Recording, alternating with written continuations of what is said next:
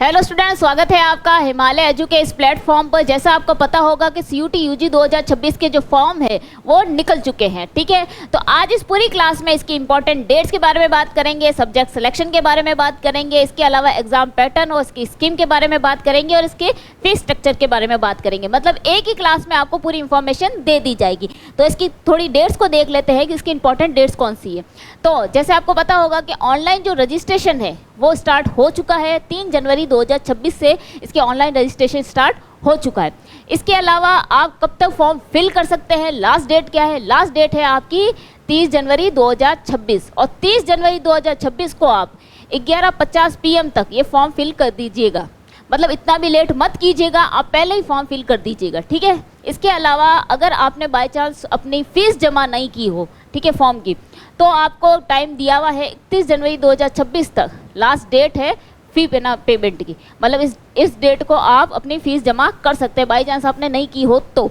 इसके अलावा अगर आपने फॉर्म भरते वक्त कुछ गलतियां कर दी हो, कीजिएगा मत, ध्यान से फॉर्म सबमिट कीजिएगा। 4 बार चेक करना हो तो कर लीजिएगा, उसके बाद आप फॉर्म फिल कीजिएगा और सबमिट कीजिएगा, ठीक है। लेकिन बाई चांस कोई माइनर मिस्टेक हो गई हो आपको तो करेक्शन विंडो भी ओपन किया जाएगा 2 और 4 फरवरी को, ठीक है। 2 से 4 फरवरी को आपका करेक्शन जो विंडो होगा वो ओपन किया जाएगा। अब एग्ज़ाम आपका कंडक्ट कब करवाया जाएगा इसकी अभी कोई फिक्स डेट नहीं दी है, लेकिन आपको बीच का टाइम दे दिया गया है कि 11 मई और 31 मई 2026, 11 और 31 मई के बीच में आपका एग्ज़ाम हो जाएगा। तो आप ये चीज़ माइंड में रखिएगा कि 11 और 31 मई के बीच में आपका एग्ज़ाम कंडक्ट करवा दिया जाएगा, ठीक है। इसके अलावा अब हम थोड़ा एग्ज़ाम पैटर्न देख लेते हैं कि एग्ज़ाम आपका कैसा होगा। तो एग्ज़ाम आपका पेपर या पेन बेस्ड नहीं होगा, आपका CBT मतलब कंप्यूटर बेस्ड आपका एग्ज़ाम कंडक्ट करवाया जाएगा। क्वेश्चन कैसे आएंगे? क्वेश्चन आएंगे आपके ऑब्जेक्टिव टाइप के, आपके क्वेश्चन आएंगे मल्टीपल चॉइस के, ठीक है। इसके अलावा मीडियम, अब मीडियम आप जिस मीडियम से है, हिंदी है, इंग्लिश है, उर्दू है, जो आपको लैंग्वेजेस आती हो, एग्ज़ाम जब आप फॉर्म फिल कर रहे हो एग्ज़ाम का तो उस लिस्ट में आप अपनी लैंग्वेज देख लीजिएगा कि आपको कौन सी लैंग्वेज में पेपर देना है। तो 13 लैंग्वेजेस दी हुई होगी, उसमें से आपको जो आती है उसके अकॉर्डिंग आप भर दीजिएगा। ध्यान से भरिएगा, जो आपको आती है वही लैंग्वेज भरिएगा। इसके अलावा अब आपका जो पेपर होगा उसमें क्वेश्चन कैसे दिए जाएंगे, मार्किंग कैसे होगी, कितने आपको टाइम दिया जाएगा, इसके बारे में बात करते हैं। तो पर कोना जो पेपर होगा उसके लिए आपको 50 क्वेश्चन दिए जाएंगे और पर पेपर के लिए आपको 60 मिनट दिए जाएंगे, ठीक है। पर कोना पेपर में 50 क्वेश्चन और 60 मिनट दिए जाएंगे और हर एक सही आंसर का, मतलब आपने एक आंसर सही दिया है तो उसके दिए जाएंगे आपको 5 नंबर, 5 मार्क्स दिए जाएंगे, ठीक है। और आपने अगर गलती की है तो नेगेटिव मार्किंग कितनी होगी? 1 नंबर की। मतलब आपने कोई क्वेश्चन एक गलत कर दिया है तो सही आंसर में से -1 मार्क आपका माइनस कर दिया जाएगा। और आपने अगर नहीं दिया है कोई आंसर तो ठीक है, उसका 0 मार्क्स ही है, ना तो ऐड होगा ना माइनस होगा। चलिए अब ये देखते हैं कि सब्जेक्ट सिलेक्शन कैसे किया जाएगा। इसके अंदर हमने ये समझ लिया कि 13 लैंग्वेजेस होती है, पेपर में आपको 50 क्वेश्चन दिए जाएंगे, हर को ना जो पेपर होगा उसके लिए 60 मिनट दिए जाएंगे, 5 नंबर हर एक सही आंसर का दिया जाएगा और -1 हर एक गलत का काटा जाएगा। अब इसमें भी आपको सब्जेक्ट कितने चूज़ करने हैं? 5 सब्जेक्ट चूज़ करने हैं, ठीक है। अब ये 5 किस में से करने हैं? इसमें से एक तो आपका रहेगा लैंग्वेज का पेपर, ठीक है। एक कौन सा रहेगा? आपका लैंग्वेज का पेपर रहेगा। वो ज़रूरी है, सब यूनिवर्सिटी में ज़रूरी है, वो आपको भरना ही भरना है फॉर्म में, ठीक है। अब लैंग्वेज जो आपको आती है वो आपको भरना ही भरना है वहाँ पे। दूसरा है डोमेन। अब ये डोमेन कोई भी हो सकता है, इकोनॉमिक्स हो सकती है, हिस्ट्री हो सकती है, ज्योग्राफी हो सकती है, कोई भी जो सब्जेक्ट आपका 12th में रहा हो जिससे आप पास आउट हो। ये मिनिमम आपको भरने हैं 3, कितने? 3 भरने हैं, ठीक है। इसके अलावा आपका general test, GK, general test में आपको 1 बनना है, ठीक है। ये 1 ही होता है, ठीक है, 1 ही है, इसमें कोई चॉइस है नहीं, 1 ही होगा ये। लैंग्वेजेस आपको 1 बननी है, जनरल टेस्ट आपको 1 बनना है, डोमेन आपको 3 बनने। मतलब ये टोटल कितने हो गए? ये हो गए आपके 5 सब्जेक्ट, ठीक है। अब टोटल सब्जेक्ट अवेलेबल कितने हैं? 37, जिसमें 13 लैंग्वेजेस है, 23 आपके डोमेन है और 1 कौन सा आपका जनरल टेस्ट है। इसमें से आपको भरना है 1, इसमें से आपको चॉइस है कि 3 तो आपको मिनिमम भरने ही है और ये तो 1 है, इसमें कोई चॉइस है नहीं। तो अब मैं आपको थोड़ा एक चीज़ बता देती हूँ कि सब्जेक्ट तो आपको दिए हुए हैं 5 के 5 आपको भरने ही भरने हैं, ठीक है। जिसमें 1 है आपका लैंग्वेजेस का पेपर जो आपको देना है, 1 है आपका डोमेन का जो भी आपको देना ही देना है, ठीक है। 1 है आपका जनरल नॉलेज का, ठीक है, जनरल टेस्ट का है, जो भी आपको देना ही देना है। लेकिन जनरल टेस्ट आपकी चॉइस है कि आप भरना चाहते हैं या नहीं भरना चाहते। मैं ऐसा क्यों कह रही हूँ, रीज़न है, कुछ जो यूनिवर्सिटीज़ होती है वो जनरल टेस्ट के जो मना पेपर होता है उसको इंक्लूड करती है, वो देना ज़रूरी होता है। लेकिन कुछ जो यूनिवर्सिटीज़ होती है वो जनरल टेस्ट को इंक्लूड नहीं करती है। तो जब भी आप फॉर्म भरें तो उसकी यूनिवर्सिटी की जो एलिजिबिलिटी है वो चेक कर ले, क्या वो जनरल टेस्ट मांग रहा है या नहीं मांग रहा है। कोई मांगता है, कोई नहीं मांगता, ये डिपेंड आप पे करता है कि आप कौन सी यूनिवर्सिटी को टारगेट कर रहे हो। आप ड्यू को टारगेट कर रहे हो, आप जैन व्यू को टारगेट कर रहे हो, ठीक है, आप जो भी यूनिवर्सिटी को टारगेट कर रहे हो, क्या ये यूनिवर्सिटी जनरल टेस्ट मांग रही है तो भरिए, नहीं मांग रही है और आपको ये मतलब आप उस यूनिवर्सिटीज़ को टारगेट नहीं कर रहे हो जो नहीं मांग रहे तो मत भरिए, कोई दिक्कत नहीं है। तो आप कहेंगे मैडम भरने तो 5 सब्जेक्ट है, हाँ भरने 5 सब्जेक्ट है। अगर आपने जनरल टेस्ट नहीं भरा, ठीक है, कि नहीं मैं जिस यूनिवर्सिटी को टारगेट कर रहा हूँ वो जनरल टेस्ट का पेपर नहीं मांग रही है, तो आप डोमेन क्या कर सकते हो, 4 भर सकते हो, ठीक है। लैंग्वेज तो आपका एक रहेगा ही रहेगा, ये तो ज़रूरी है। अगर आपने जनरल टेस्ट का पेपर नहीं भरा तो आप डोमेन को 4 कर दीजिए, ठीक है। तो टोटल हो जाएंगे आपके 5। ये आपके जो सब्जेक्ट सिलेक्शन है जनरल टेस्ट की, ये आपकी यूनिवर्सिटी पे डिपेंड करेगा कि आप कौन सी यूनिवर्सिटी को टारगेट कर रहे हो, ठीक है। तो आई होप आप सारे ही भरिएगा, क्योंकि जब आपका अगर फॉर्म निकलेगा, आप अगर किसी यूनिवर्सिटी को टारगेट कर रहे हो जो जनरल टेस्ट नहीं मांग रहा और बाई चांस उसमें नहीं हुआ, तो एटलीस्ट आपके पास चॉइस तो रहेगी कि आप दूसरी यूनिवर्सिटी में भी एडमिशन ले सकते हो। तो जनरल टेस्ट आप भरिएगा, ठीक है, मेरा यही मानना है। फिर आपके देख लीजिएगा अपने अकॉर्डिंग। अब फीस स्ट्रक्चर देख लेते हैं। फीस स्ट्रक्चर में क्या है आपका कि जो जनरल है उसकी 1000 फीस रहेगी, ठीक है। अप टू जो 3 सब्जेक्ट है आपके जो डोमेन वाले हैं, ठीक है, उसके लिए आपकी क्या रहेगी, 1000 फीस रहेगी। उसके बाद में ओबीसी और एनसीएल और ईडब्ल्यूएस है उसकी 900 रहेगी। एससी एसटी और पीडब्ल्यूडी है उसके लिए 800 रहेगी। ये आपके डोमेन सब्जेक्ट की फ़ीस है, ठीक है। लेकिन इसके अलावा जो आप लैंग्वेज और जो जनरल टेस्ट का पेपर भरोगे उसके अकॉर्डिंग आपके जो 400 है वो जनरल में ऐड हो जाएंगे। मतलब ये 400 किसके हैं, ओनली लैंग्वेज पेपर के रहेंगे, ठीक है, ये रहेंगे लैंग्वेज पेपर के। और जो जनरल टेस्ट है ये किसके रहेंगे, ओनली जो लैंग्वेज पेपर है उसके रहेंगे, ठीक है।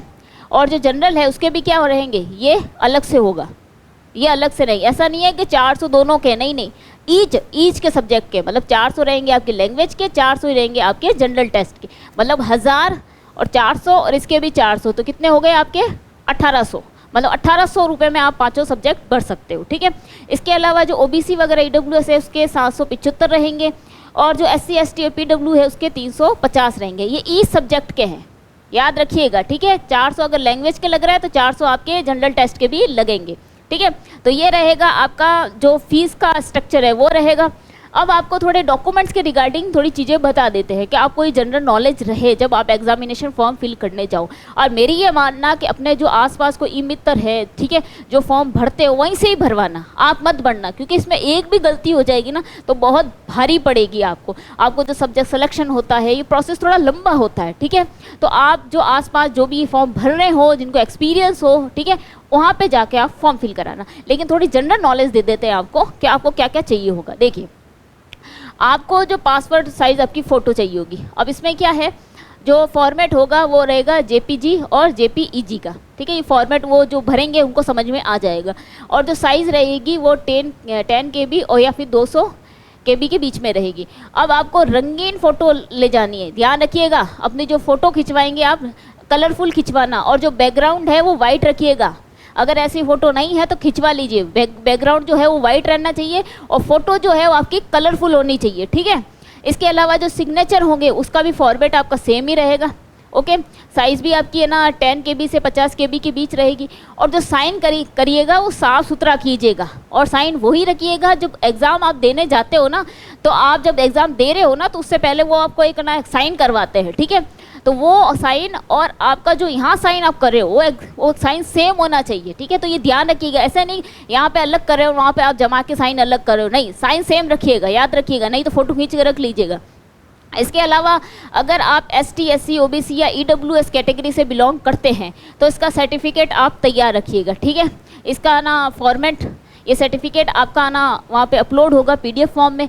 इसकी साइज़ आपकी 50 KB से 300 KB रहेगी, वो आपके जो फॉर्म भरेंगे वो एडजस्ट कर लेंगे इसके अलावा, ठीक है। लेकिन एक चीज़ का ध्यान रखिएगा कि आप SC ST OBC EW किसी भी अगर कैटेगरी से बिलोंग करते हैं तो इसका जो सर्टिफिकेट है वो आपका जब आप फॉर्म भर रहे हो, जैसे आप अगर कल फॉर्म निकल चुका है 3 जनवरी को और आप फॉर्म भर रहे हो, तो वो 1 अप्रैल, आमतौर पर 1 अप्रैल के बाद क्या होना चाहिए कि बना हुआ होना चाहिए। मतलब पिछले साल की जो 1 अप्रैल थी उसके बाद का बना हुआ होना चाहिए, तो उसकी वैलिडिटी अब 1 अप्रैल तक ही रहेगी। उसका साल अप्रैल टू अप्रैल रहता है, तो पिछला जो अप्रैल है वहाँ उसके बाद में आपका ये फॉर्म जो भी आपका सर्टिफिकेट है ये बना हुआ होना चाहिए जब आप फॉर्म भर रहे हो, ठीक है। इसका आप ध्यान रखिएगा। इसके अलावा जो आपके PW या UDID सर्टिफिकेट, मतलब जो दिव्यांगत जो ना प्रमाण पत्र है, वो भी इसमें लगेगा। अगर आप हैं तो आप भर सकते, इसमें ये अपलोड कर सकते हैं। ये भी PDF फॉर्म में ही आपका अपलोड होगा और उसकी साइज़ भी आपकी 50 KB से 300 KB तक रहेगी। अब ये जो फॉर्मेट और साइज़ है ये आपके जो फॉर्म भरेंगे वो कर लेंगे, वो कोई प्रॉब्लम नहीं है। बस आप अपनी एक रंगीन फ़ोटो ले जाइएगा जहाँ पे आपका वाइड ना क्या हो, बैकग्राउंड हो, और जो ये सर्टिफिकेट्स है आपके SC ST OBC EW या PWD के, ठीक है, ये आप तैयार रखिएगा। ये आपको ही ले जाने पड़ेंगे, ये ई-मित्र वाला नहीं देने वाला आपको, ठीक है। इसके अलावा कुछ ऐसी जानकारी है जो जनरल है, इसमें यह है कि आप जो 10वीं की जो मार्कशीट ले जाएंगे, ठीक है, उसकी PDF आपकी अपलोड नहीं की जाएगी। उसमें ओनली आपकी डेट ऑफ बर्थ, आपके मार्क्स वगैरह और आपके जो नाम है, आपका नाम है, अपने पापा का नाम है, माता आपकी मम्मी का नाम है, ठीक है। जब आप भर रहे हो तो आप ध्यान से देख लीजिएगा, उसमें स्पेलिंग मिस्टेक नहीं होनी चाहिए, ठीक है। बाद में बहुत दिक्कत होती है इस चीज़ में। तो आपकी उसमें डेट ऑफ बर्थ और जो नाम वगैरह जो भी इंफॉर्मेशन उसमें 10th मार्कशीट से देख के भरी जाएगी वो एकदम करेक्ट भरिएगा।